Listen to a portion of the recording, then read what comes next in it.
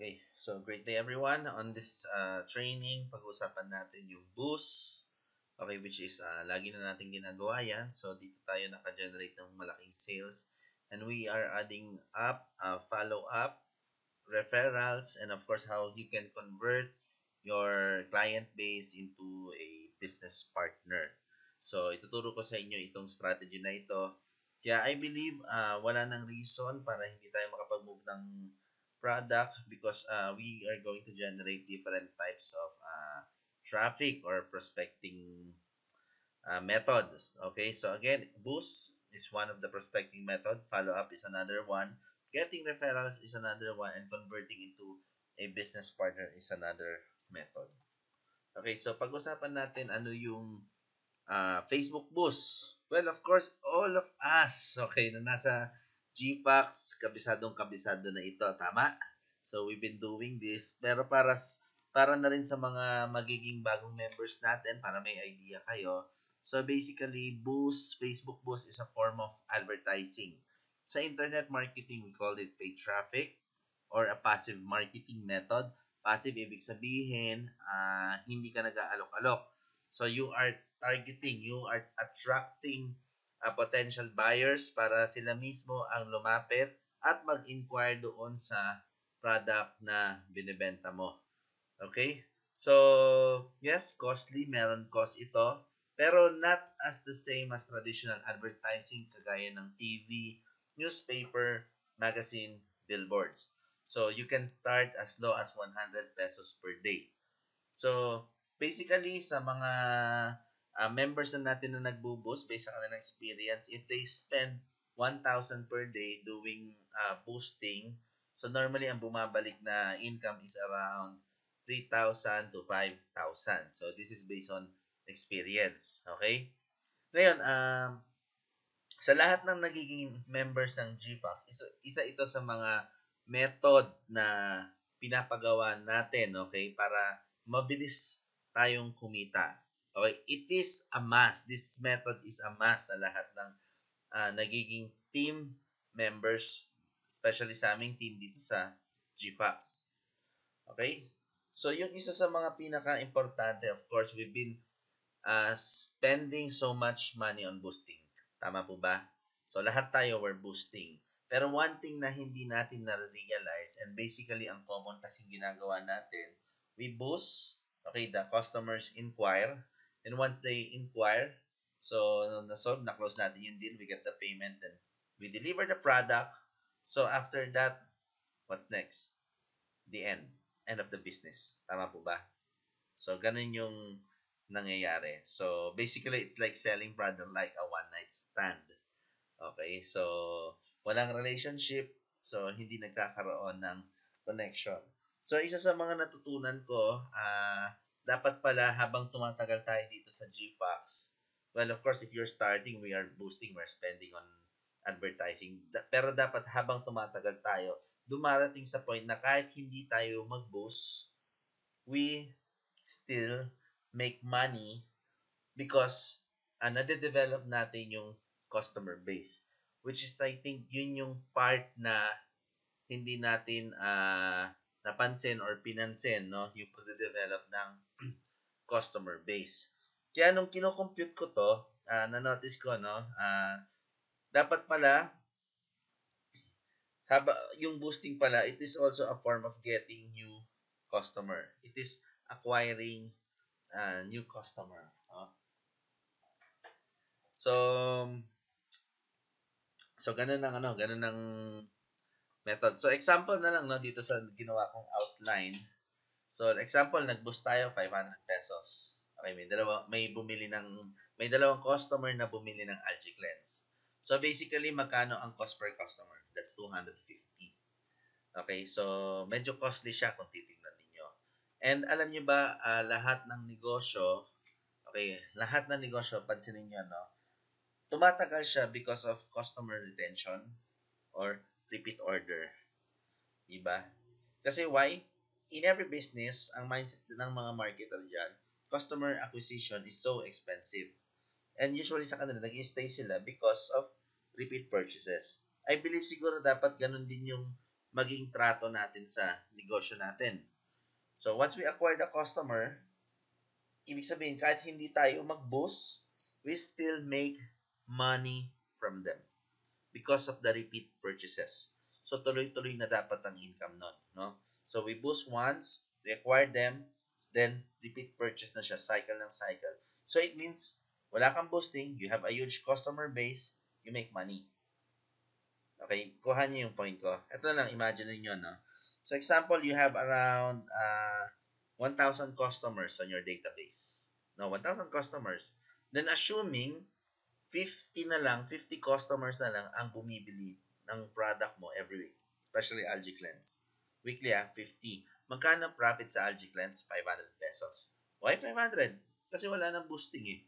Wala nang cost yun. Acquire mo na yung customer, kilala ka na, may trust na siya sa'yo. Okay? So, 50. Now, 50 customers weekly na lang. So, 50 times 500 pesos of profit. So, you earn 25,000. So, times 4 weeks. So, may 100,000 tayo without boosting.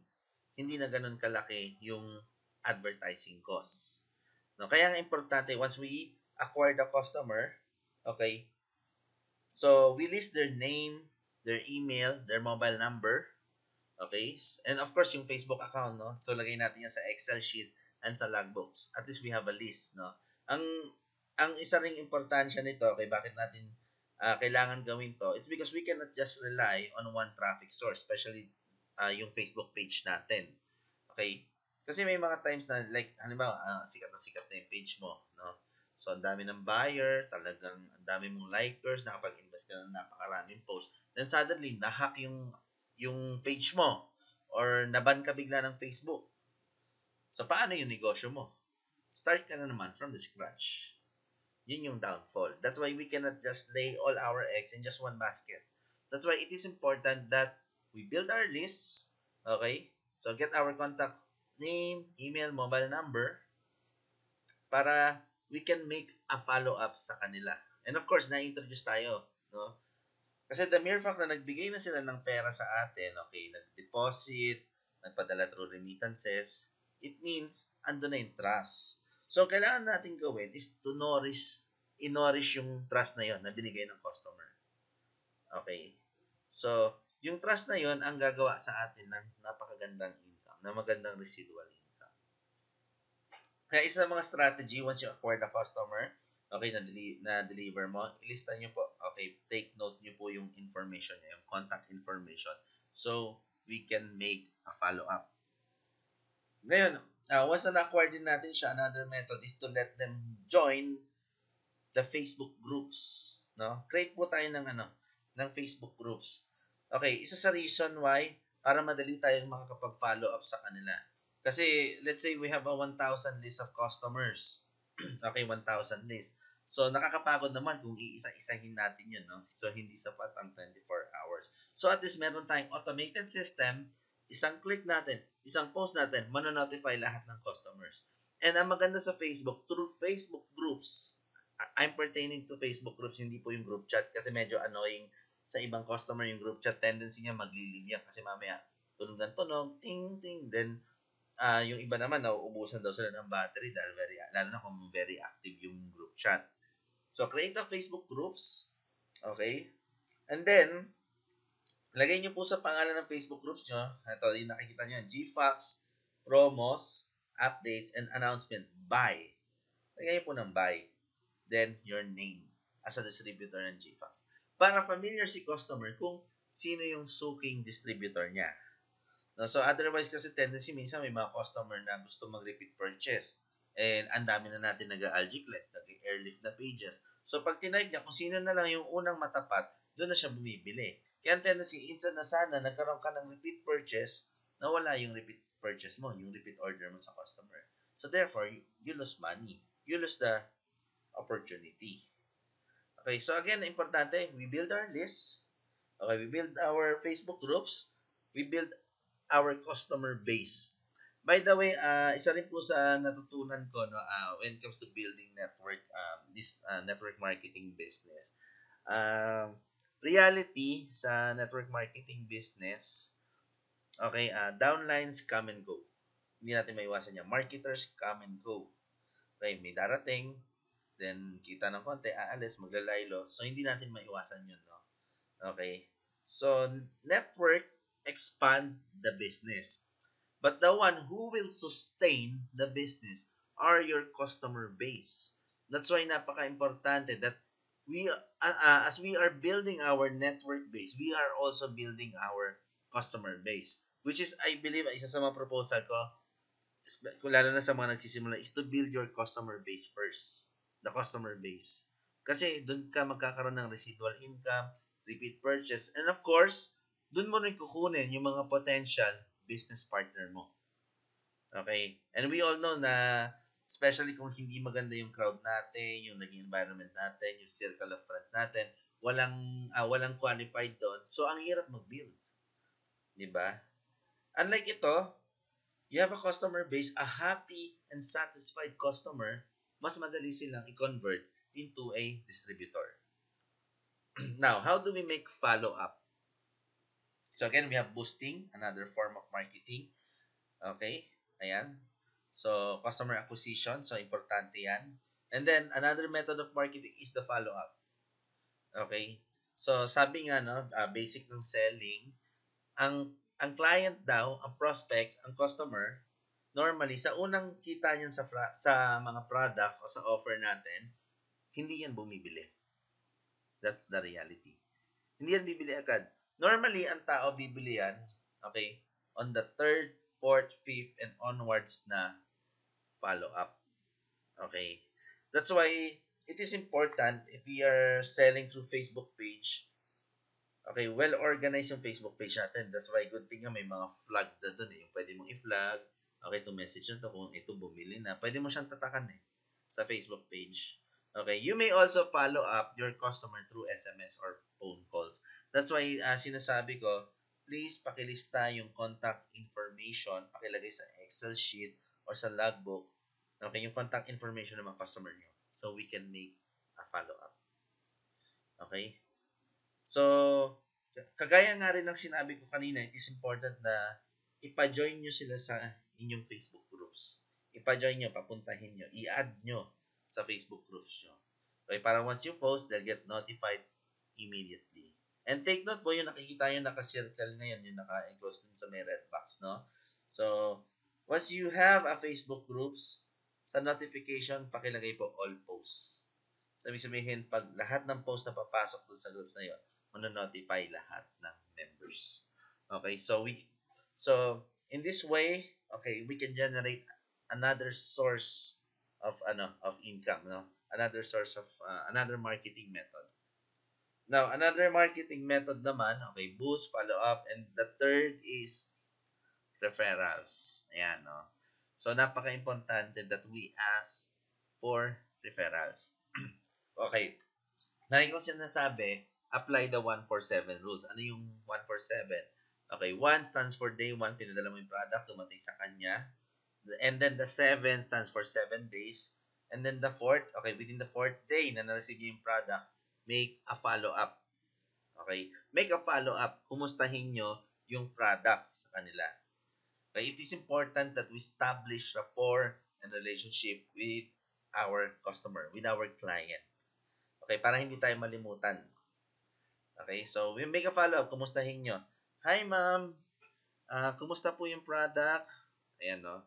So, normally, dalawa lang sagot yan, either negative or positive. Ngayon, kung medyo negative pa, sabihin, bakit 4th day na hindi pa rin ako nababawasan ng timbang? Okay, anong gagawin, di ba? So, all you need to do is i-push nyo pa po yung customer nyo to consume the product. Okay, and even ask kung ano yung problema. Kasi baka mamaya malakas siya kumain, malakas magkanin, mahilig sa fried chicken, di ba? Mahilig sa mga prito. So normally pag ganun hirap po umeffect yung algae. So nangyayari instead na mag-lose weight siya, nagdi-detox lang siya. Okay? So ang magandang gawin, find their needs. Okay? Find the problem. Okay? If you will remember sa bawat training no, sa mga NDO, laging tinuturo na form the prospect. FORM. Family, occupation, recreation, so you can get the message. Tanungin nyo kung ano yung issues. Tanungin nyo kung ano yung problem. Okay, baka mamaya talagang kain ng kain, hindi niya makontrol. Then, merong ibang way. You can offer the Prozyme shake, the Prozyme fiber seed. That's why it is important to make a follow-up. Ngayon, sabihin naman natin, ang scenario, ganito. Sobrang nakita niya agad yung result. Okay.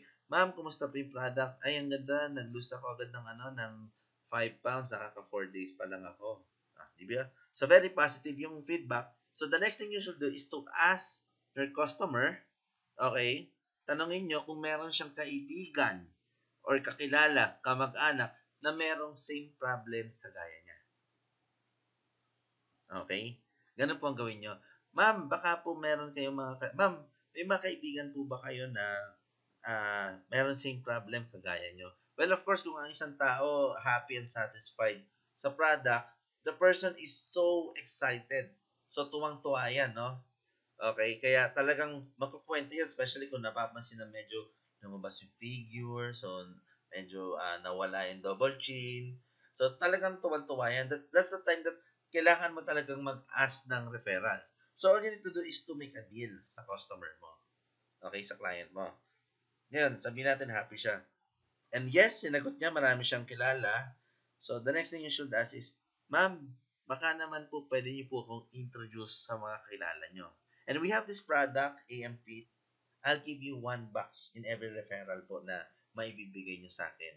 Again po, all you need to do is introduce niyo lang po ako dun sa kaibigan nyo, sa kamag-anak nyo, sa kapamilya nyo, na merong same problem with you, ako na po ang makikipag-usap.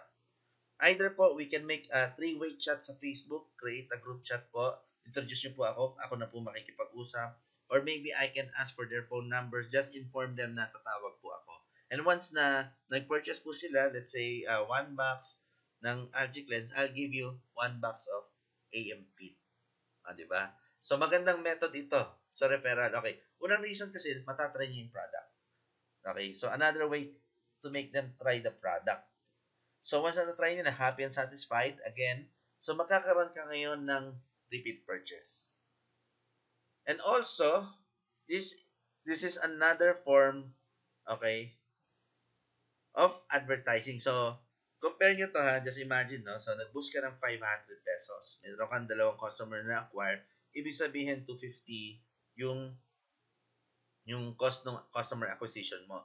What if si customer, happy and satisfied customer, nag-refer, binigyan mo ng AM Fit? How much ang cost ng advertising mo? Or how much ang cost ng customer acquisition mo? Diba? Kung i-base natin yan sa twin pack ng AM Fit, sa 315 divided by 2, so ang cost ng customer acquisition mo is 157.5 lang po. Compare sa 500 na nag-boost ka, 250 ang naging cost mo. Di ba mas cheaper siya? And at the same time, may tendency na mag-repeat purchase or umorder pa ng mas maraming AM Fit si customer. So, nakuha nyo? Okay, so instead of ilagay mo lang siya sa Facebook, maybe you can allocate some of the budget through referral fees. Okay? Not in a form of monetary, but in a form of product. Para matest nila yung product. Okay? Ayan. So, that's another method, no? So, referral. Ngayon, ito yung pinakamaganda. I know that most of us are really successful. Karamihan ng napapamember natin from customer base, no? So, bihira sa atin yung makapagpa-member na nag-offer lang tayo ng opportunity. Because reality nowadays, sa totoo lang po, I don't know with other people, but for me, parang nowadays medyo mahirap magbenta ng dream, no? I mean, mahirap mag-alok ng compensation plan lang ng business na yung tao as in totally stranger dun sa ino-offer mo. So, wala siyang idea. Unlike this one, okay, customers, happy, satisfied with the product, familiar na sila sa'yo, meron ng trust, familiar na sila sa product, satisfied sila, and may idea na sila about sa GPAX. So, I believe sila yung pinakamadaling i-convert into a business partner. Kaya lang, paano mo gagawin yon? Okay, meron akong isang ituturong method na sa tingin ko kayang-kaya nyong i-duplicate, kayang-kaya nyong i-apply, at itong method na to, hindi siya ganun ka invasive, okay, na may inis yung tao. So, ganito yan, no? So, halimbawa, okay, meron akong customer. Okay, so, pangalanan na naman natin to si Trish. Okay, so yan yung customer natin. So, kinausap natin, happy siya sa product. satisfied siya. So, nagkaroon tayo ng deal sa kanya na every person na mako-close natin na bibili ng Algae Cleanse, we give her 1 box of AM Fit Coffee. So, let's say, ni-refer niya si Daniel. Okay, ni-refer niya. So, ang gagawin lang ni Trish, okay, makikisuyo tayo sa kanya na at least gumawa ng 3-way chat sa Facebook. Or even, ibigay sa atin yung phone number. Kahit i-text niya lang si Daniel, no, na may natatawag ka, okay, as a distributor ng GFAX, para at least may idea naman si Daniel kung ano yung pakay. Okay? So, ngayon, sabihin na natin 3-way chat. Okay, 3-way chat tayo, no? Daniel, ikaw as distributor ng GFAX, at saka yung customer mo si Trish. So, in-introduce ka ni Trish. And then, of course, ang maganda dito, talagang may excite si Trish. Bakit?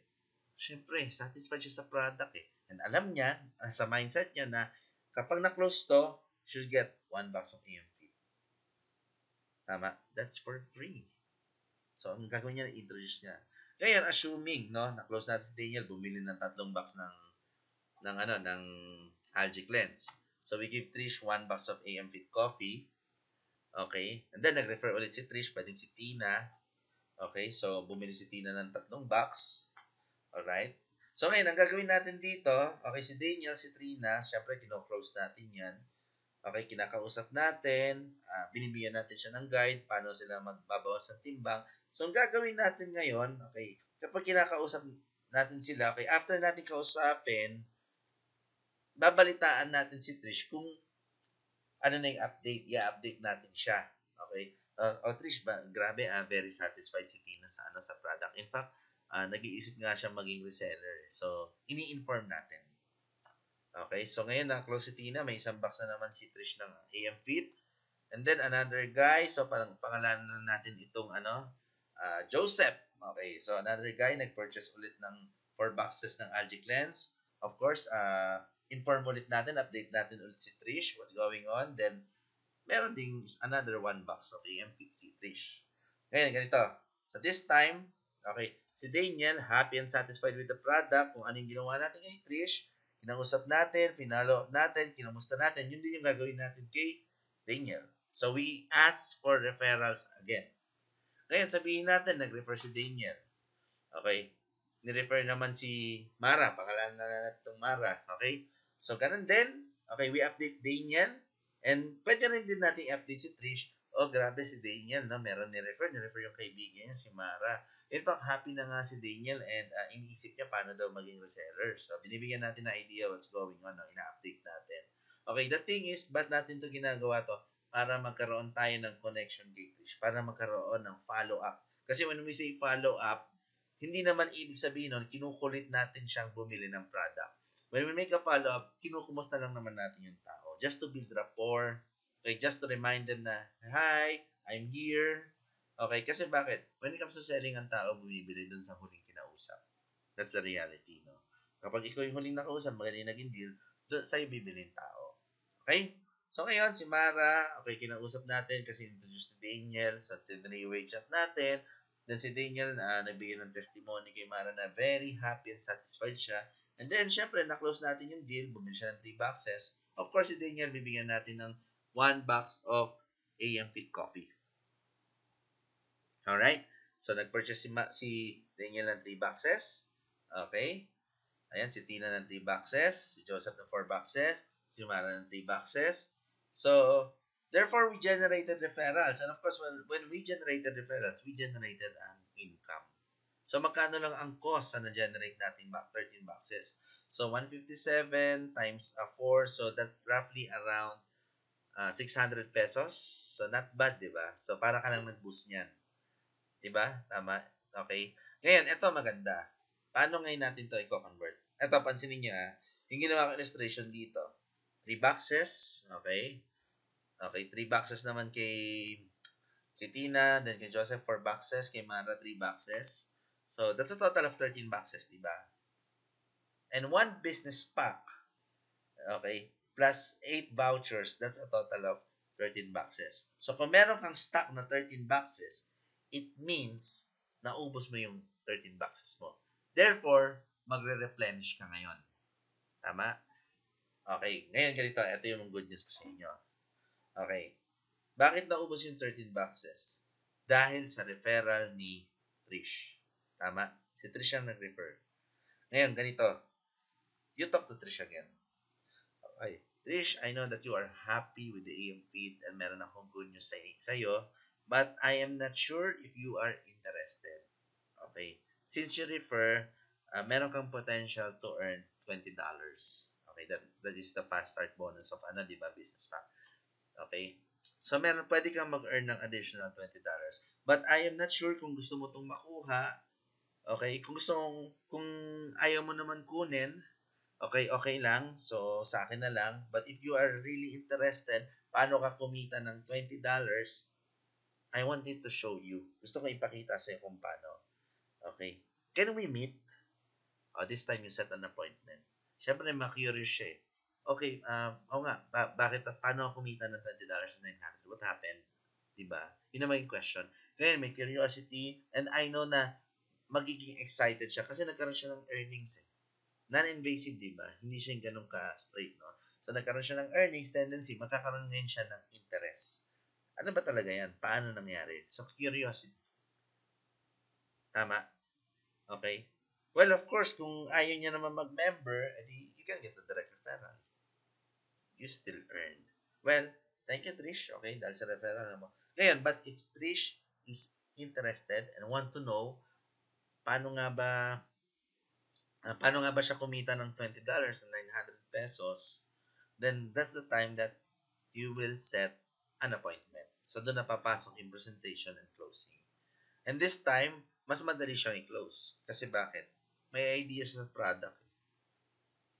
Okay. Excited siya kasi pwede siyang kumita eh. Okay, that's the point here. Okay. So, yeah. Ganito po kasimple. Okay. So, ngayon, I hope you learned from this training. And I suggest that you apply this immediately because these methods are very effective. No? So, mag-i-increase po yung sales nyo. Kaya I assure you, mag-increase yung sales nyo once you apply this method. Ayan. So, I hope you learn from this and thank you very much.